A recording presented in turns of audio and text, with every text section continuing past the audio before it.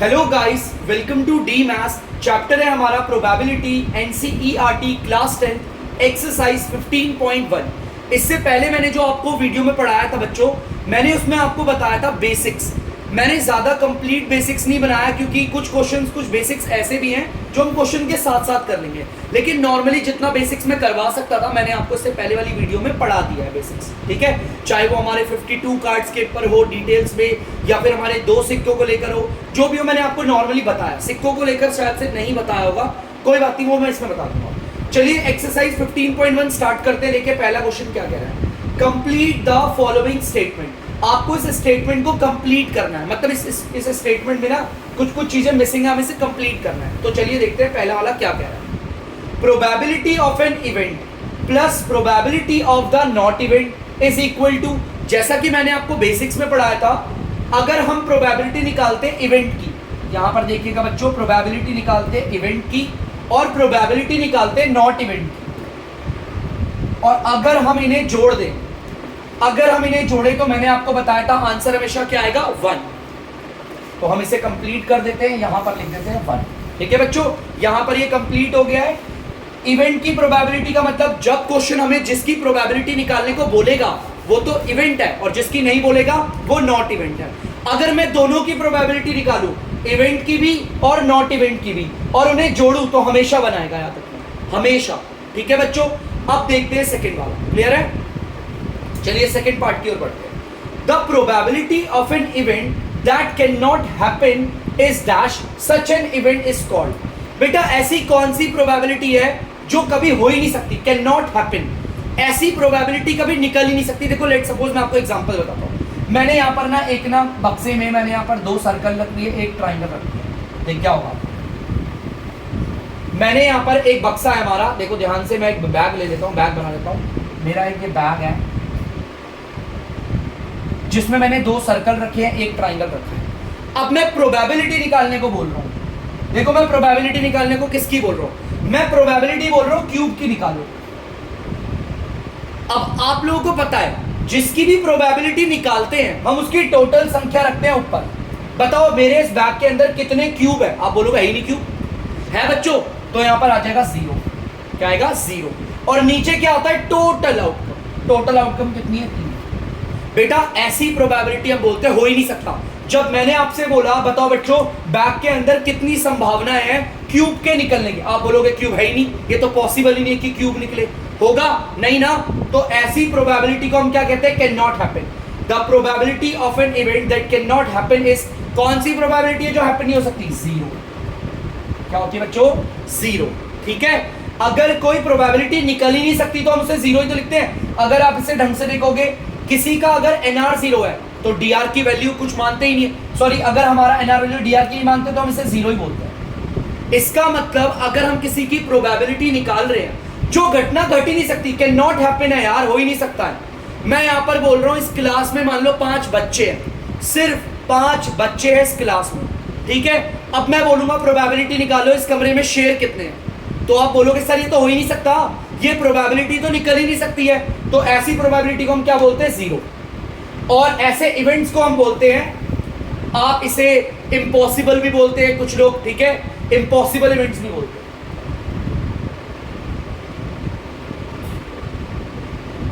Impossible events क्यों बोलते हैं समझाता हूं। यार एक बात बताओ, इस मेरे बैग में तो क्यूब है ही नहीं, तो क्यूब की प्रोबेबिलिटी तो निकल ही नहीं सकती। हम बोलेंगे ना भाई ये तो इम्पॉसिबल है, ये तो हो ही नहीं सकता। जब क्यूब होगा तभी तो प्रोबेबिलिटी निकालोगे। एक उदाहरण और देता हूं, मैं अगर बात करूं, आप लोगों को जैसा कि पता होगा जंगल में जानवर रहते हैं, मैं लेट सपोज कह रहा हूं आपके जंगल में जानवर, पंक्षी, सारे कीड़े मकोड़े, सारी प्रजाति है, लेकिन इंसान नहीं है, इंसान नहीं है। अब मैं आपसे बोलूंगा प्रोबेबिलिटी निकालो इंसानों की जंगल के अंदर, तो आप बोलोगे हो ही नहीं सकता, कोई प्रोबेबिलिटी नहीं निकलेगी। क्या जंगल के अंदर कोई इंसान है, मैंने बोला ना इंसान तो है ही नहीं, तो ये इम्पॉसिबल इवेंट कहलाते हैं। क्या कहलाते हैं, इम्पॉसिबल इवेंट, जिनकी प्रोबेबिलिटी हमेशा 0 आती है। क्या आती है, 0। एक इसका लास्ट एग्जांपल दे रहा हूं, ध्यान से देखना। लेट सपोज मेरे यहां पर नंबर है 1 2 3 4 5 6, ये हमारे डाइस के नंबर है। डाइस में हमारे यही नंबर होते हैं ना, डाई में हमारा जो एक डाई होता है, पासा होता है जो लूडो में खेलते हैं हम, उस पासे में 6 ही अंक होते हैं ऐसे, 1 2 3 4 5 6।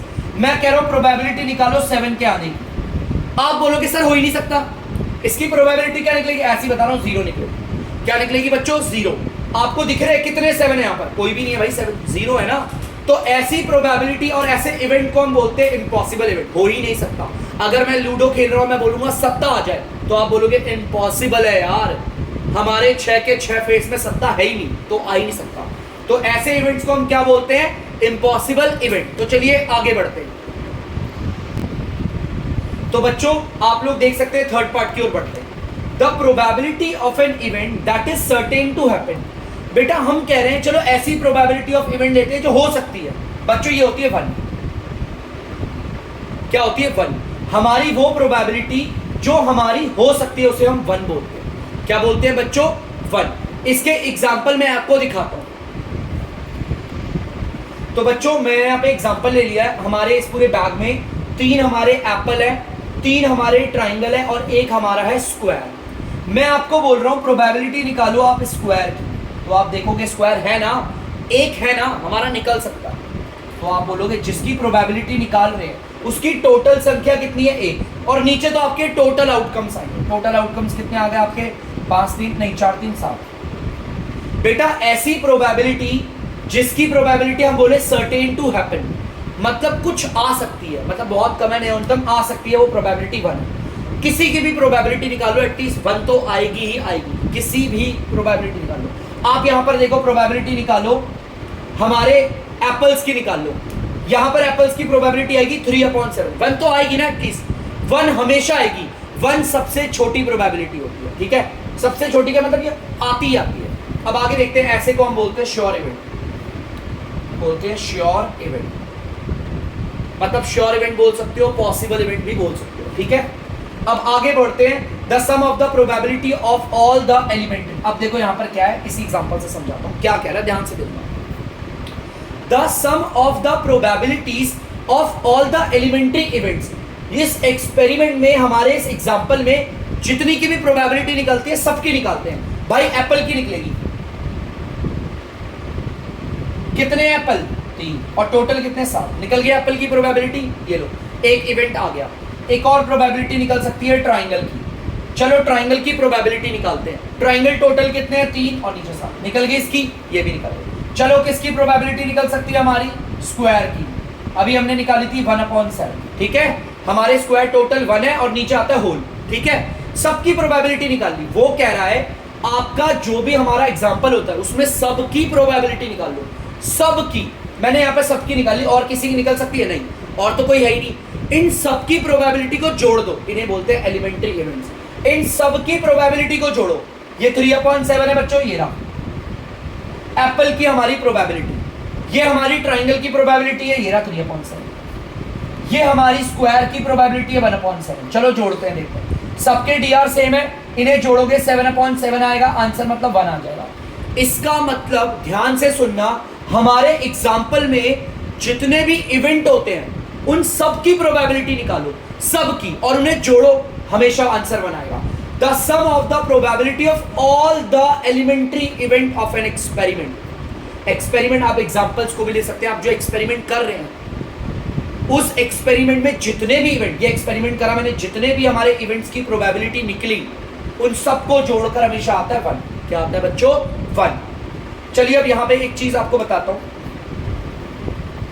आप इस प्रोबेबिलिटी के चैप्टर को पढ़ेंगे आगे तो आपको पता होना चाहिए, आप किसी की भी प्रोबेबिलिटी निकालो, किसी की भी, एक लॉ और एक कानूनों से याद रखना, आप प्रोबेबिलिटी जिसकी निकालते हो उसे इवेंट कहते हैं। बेटा जब भी आप प्रोबेबिलिटी निकालोगे ना तो हमारी प्रोबेबिलिटी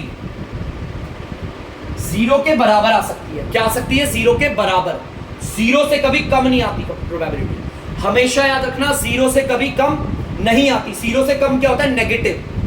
क्या होता है, नेगेटिव। और नेगेटिव पॉसिबिलिटीज कभी हमारी आती ही नहीं है। हमारी कोई भी प्रोबेबिलिटी हो वो कभी नेगेटिव नहीं होती। तो जब भी हम अपने इवेंट की प्रोबेबिलिटी निकालेंगे वो 0 के बराबर आ सकता है। मैंने बताया था ना, देखो 0 आता है, ऐसे इवेंट को इम्पॉसिबल इवेंट कहते हैं। 0 आ सकता है, 0 से बड़ा होगा। क्या होगा, बड़ा। देखो कौन है इन दोनों में बड़ा, मैंने प्रोबेबिलिटी ऑफ इवेंट को बड़ा कर रखा है। मतलब अगर आप किसी इवेंट की प्रोबेबिलिटी निकालते हो या तो वो 0 के बराबर होगी या तो वो 0 से बड़ी होगी, उससे छोटी नहीं हो सकती। और ध्यान से देखना बच्चों, या तो वो 1 से क्या होगी, या तो 1 के बराबर होगी, 1 के बराबर होगी, ठीक है, या फिर 1 की होगी छोटी, 1 से क्या होगी छोटी। अब यहां पर दिक्कत है सर ऐसा होता है क्या, इस कानून को ना मैं यहां लिख दूंगा, बार बार दिखाऊंगा, बार बार दिखाऊंगा।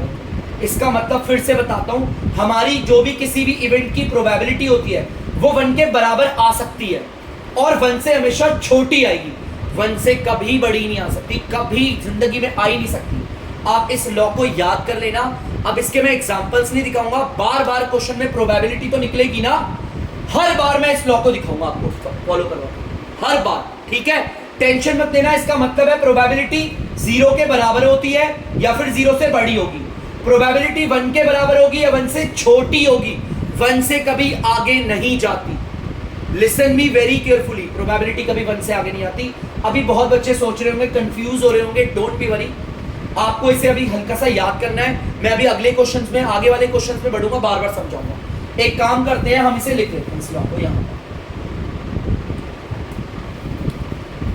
प्रोबेबिलिटी ऑफ इवेंट या तो 0 के बराबर होगी या फिर 0 से होगी बड़ी, या तो 1 के बराबर होगी या फिर 1 से होगी छोटी।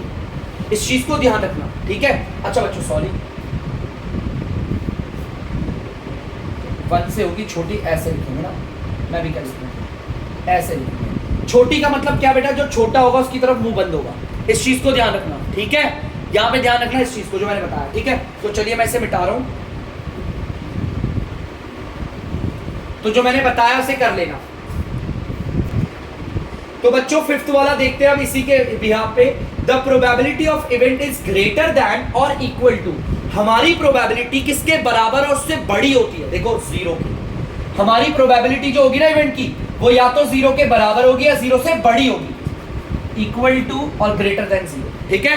0 के वो बराबर भी होती है और उससे बड़ी भी होती है, यहां देख सकते हो प्रोबेबिलिटी 0 के बराबर भी होगी और बड़ी भी हो सकती है। एंड लेस देन और इक्वल टू, हमारी प्रोबेबिलिटी किसके बराबर और छोटी होती है, 1 के। आप देख सकते हो प्रोबेबिलिटी हमारी 1 के बराबर भी है और उससे छोटी भी है।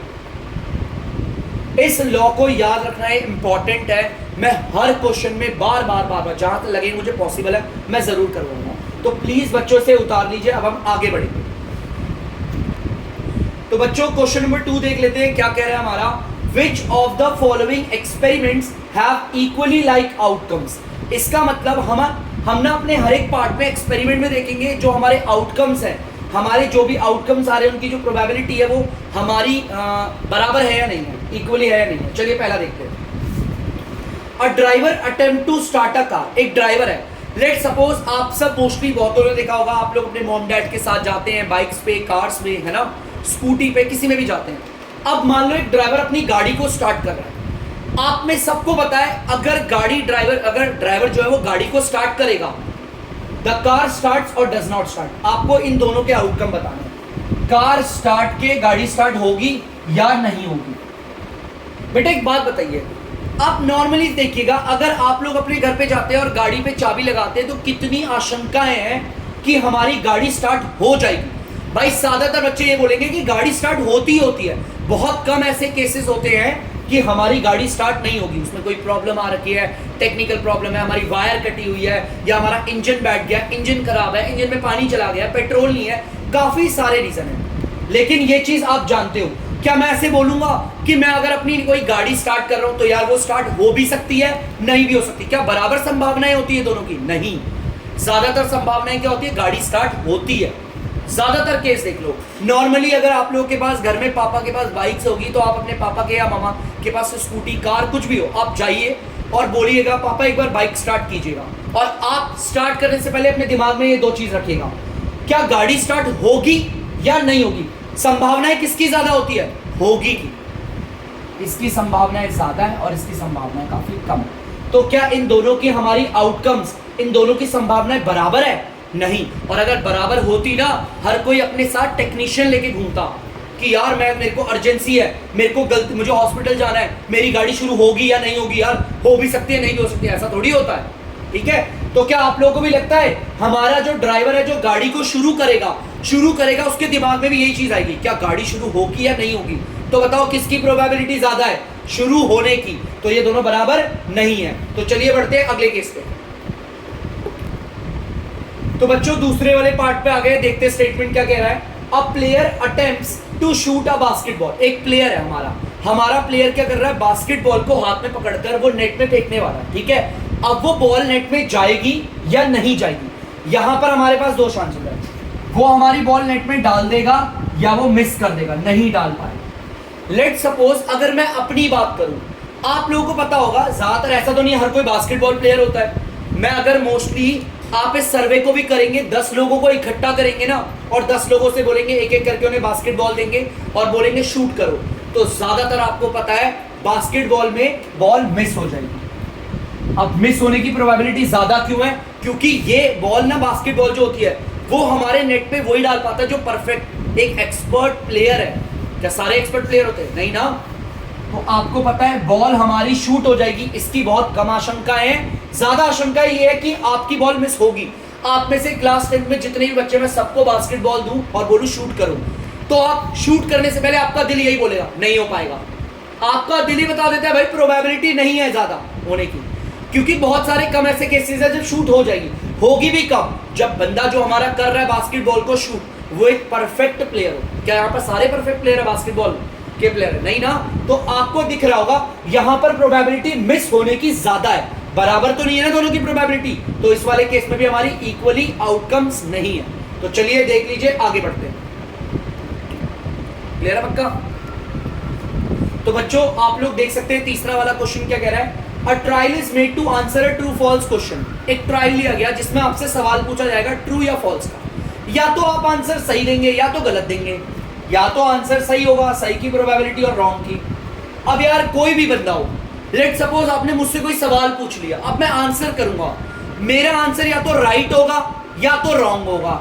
अब मेरे पास, मुझे पता है मैं कोई भी आंसर कर दूं, राइट और रॉन्ग होगा, दोनों की प्रोबेबिलिटी सेम ही है। भाई बोलना क्या होता है ट्रू फॉल्स में, या तो ट्रू या तो फॉल्स। मैं क्या दे सकता हूं, मेरे पास दो ऑप्शन है, ट्रू या फॉल्स, मेरे पास दोनों की प्रोबेबिलिटी सेम है।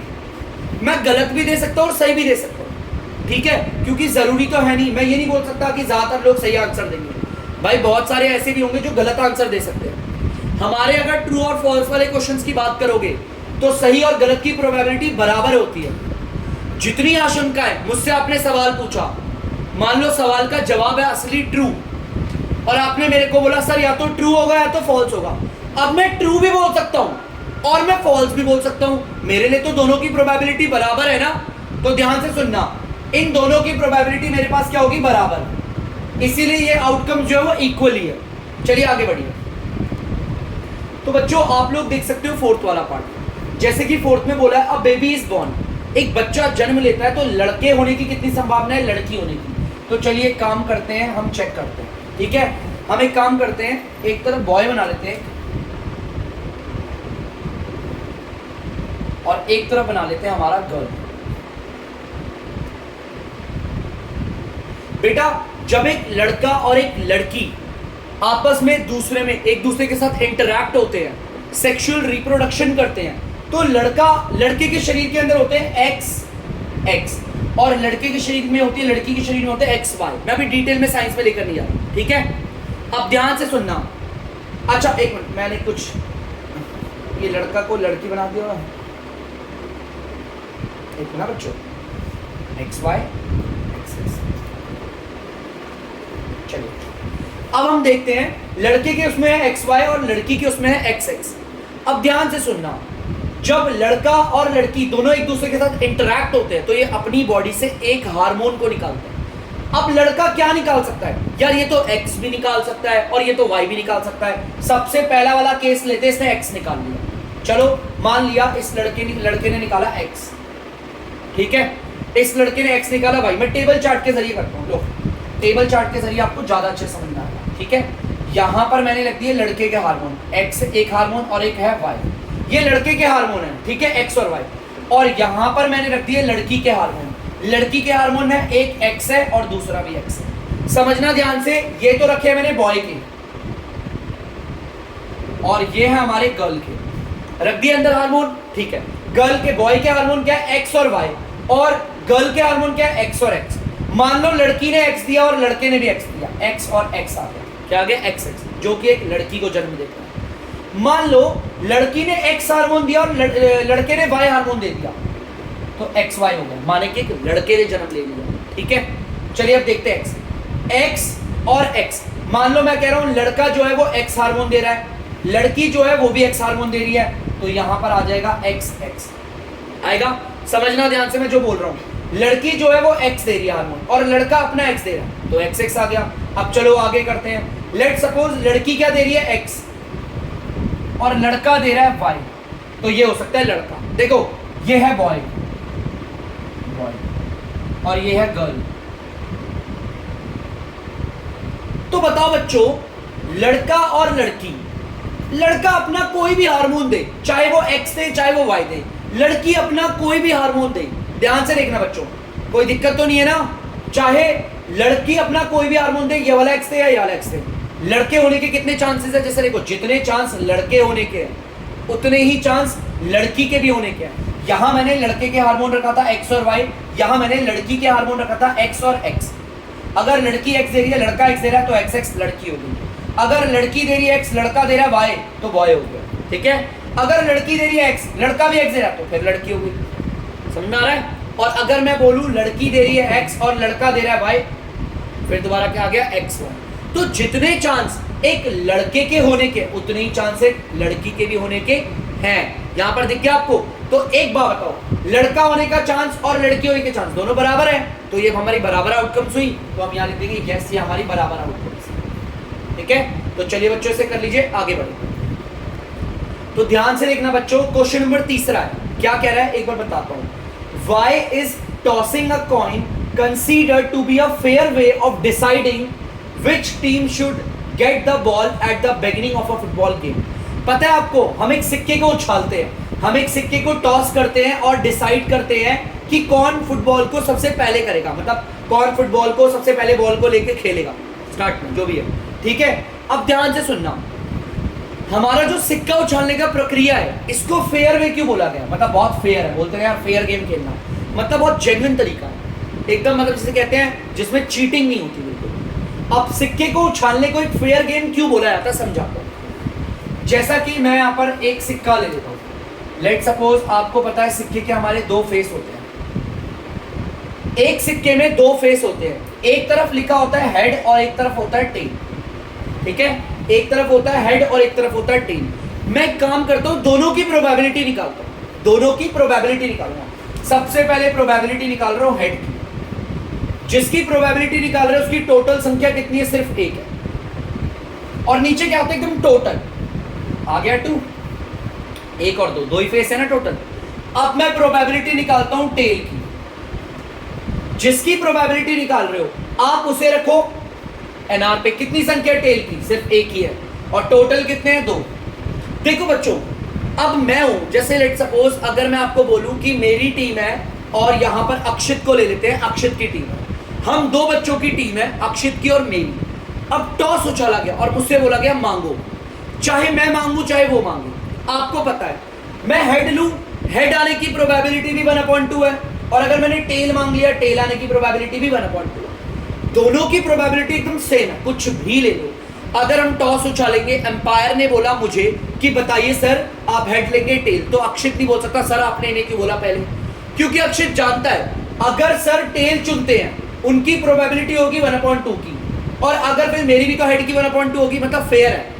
आप कुछ भी चुन लो, मैंने अगर इसे चुना तो अक्षित का तो यही होगा ना, दोनों की प्रोबेबिलिटी सेम है कि नहीं है? इसीलिए बेटा इनकी प्रोबेबिलिटी सेम होती है, हमारा जो हेड और टेल होता है उसमें प्रोबेबिलिटी सेम होती है हमारी, इस वजह से हम एक सिक्के को उछालते हैं और इसे फेयर वे बोला जाता है। चाहे आप हेड ले लो चाहे आप टेल चुन लो, जितनी आशंकाएं हेड आने की है उतनी ही आशंका है टेल आने की, इसमें कोई प्रकार की किसी प्रकार की कोई चीटिंग नहीं होती, इसीलिए एक सिक्के को उछालने को फेयर गेम बोला जाता है। ठीक है, कौन फुटबॉल को पहले खेलेगा या फुटबॉल के जो भी करेगा पहले कौन करेगा स्टार्टिंग, उसे करने के लिए हमेशा सिक्का ही उछालते हैं। ठीक है, तो प्लीज बच्चों से करिए। एक मिनट बच्चों, मैंने आपको इससे पहले एक चीज बोली थी, मैं हर क्वेश्चन में इसे प्रूव करूंगा। इस 1/2 को अगर सॉल्व करोगे आंसर आएगा 0.5। आप देख सकते हैं बच्चों 0.5 आ गया। हमारी प्रोबेबिलिटी देख लो, 0 से बड़ी आई है ना, और 1 से छोटी आई है, देख सकते हो 1 से कभी बड़ी आएगी ही नहीं। यहां पर देखो 0.5 है, 1 से कभी बड़ी नहीं जा सकती और 0 से कभी छोटी नहीं आ सकती, नेगेटिव में कभी नहीं आएगी। इसको अगर करोगे क्या आएगा 0.5, देख लो ना तो कभी 0 से छोटी जाएगी ना तो कभी 1 से बड़ी जाएगी प्रोबेबिलिटी। हमेशा इस लॉ को याद रखना, ठीक है। तो प्लीज बच्चों से कर लीजिए, आगे बढ़िए बच्चों। क्वेश्चन नंबर 4 देखते हैं क्या कह रहा है। Which of the following can not be the probability of event. इनमें से कौन सी ऐसी चीज हमारी प्रोबेबिलिटी है जो नहीं हो सकती प्रोबेबिलिटी ऑफ इवेंट। सबसे पहले तो मैं इसे डिवाइड कर लेता हूं, ये आ जाएगा आपका 0.66 पे बार, या फिर 6 पे बार लगा देता हूं, 6 7 कह लेता हूं। मैंने अप्रॉक्स करा है बच्चों, डिवाइड करा है, डिवाइड करके निकाला है। नॉर्मली आप लोग भी कर सकते हैं, ठीक है। अब ध्यान से सुनना बच्चों, यहां पर इसको देखो, क्या ये प्रोबेबिलिटी ऑफ इवेंट हो सकती है? हाँ, क्योंकि ये 0 से बड़ी है। क्या है? 0 से बड़ी। हमारी प्रोबेबिलिटी ऑफ इवेंट क्या नहीं हो सकती? जो 0 से कम हो या 1 से ज्यादा हो। याद रखना, ना तो हमारी प्रोबेबिलिटी ऑफ इवेंट 0 से कम हो सकती है ना 1 से ज्यादा हो सकती है। यहां देखो माइनस का 1.5, ये तो नेगेटिव हो गया, 0 से कम हो गया। ये हो सकती है हमारी प्रोबेबिलिटी? नहीं, क्योंकि हमारी प्रोबेबिलिटी जो होती है वो 0 से बड़ी होती है, 0 से छोटी नहीं होती। ये जो 0 से छोटी है क्योंकि ये नेगेटिव है। नेगेटिव पता है ना 0 से छोटा होता है। इसको देखते हैं बच्चों, 15%। इसे जरा सॉल्व करते हैं। 15 ये रहा, परसेंट नीचे आके बन जाता है 100। ठीक है बच्चों, अब ध्यान देना बच्चों, आगे मैं इसे सॉल्व करता हूं। हमारा 1 ऊपर जाकर बन जाता है पॉइंट। ध्यान से सुनना, हमारा जो अगर नीचे 1 और 0 की फैमिली हो, चाहे 10 हो, 100 हो, 1000 हो, 10,000 कोई भी हो, 1 ऊपर जाकर बन जाता है पॉइंट। अब कितने डिजिट के बाद बनेगा? 5 के आगे लगेगा, 1 के आगे लगेगा, या यहां लगेगा? कहां लगेगा? जितने नीचे 0 है उतनी डिजिट के बाद लगेगा। नीचे 0 2 है तो 2 डिजिट के बाद 1 और 2 लग गया पॉइंट। और पॉइंट से पहले कुछ नहीं है तो 0 मान लो। यहां पर ये आ रहा है 0.15। बच्चों क्या ये हमारी प्रोबेबिलिटी ऑफ इवेंट हो सकती है? हाँ, क्योंकि ये 0 से बड़ी है। ठीक है, हमारी प्रोबेबिलिटी या तो 0 हो या तो 0 से बड़ी, या तो 1 के बराबर हो या फिर 1 से छोटी। ठीक है, ये हो सकता है। ये वाला केस भी हो सकता है, ये वाला केस भी हो सकता है। चलो इसे देखते हैं। इसे तो देख के साफ पता चल रहा है। 0.7 0 से बड़ी है? हाँ, हो सकती है। मैंने आपको बताया था ना, प्रोबेबिलिटी ऑफ इवेंट जो होती है वो या तो 0 के बराबर होगी या तो 1 के बराबर होगी, या तो 0 से बड़ी या 1 से छोटी। तो प्लीज बच्चों आप लोग इसे उतार लीजिए प्लीज। तो बच्चों आप लोगों ने उतार लिया होगा, तो तब तक के लिए इस वीडियो को हम यहीं पर एंड कर रहे हैं। अब अगली वीडियो में हम अगले पार्ट्स को लेकर आएंगे। तो अगर आपको डीमैथ्स की वीडियो पसंद है तो प्लीज वीडियो को लाइक करें, शेयर करें और चैनल को सब्सक्राइब करें।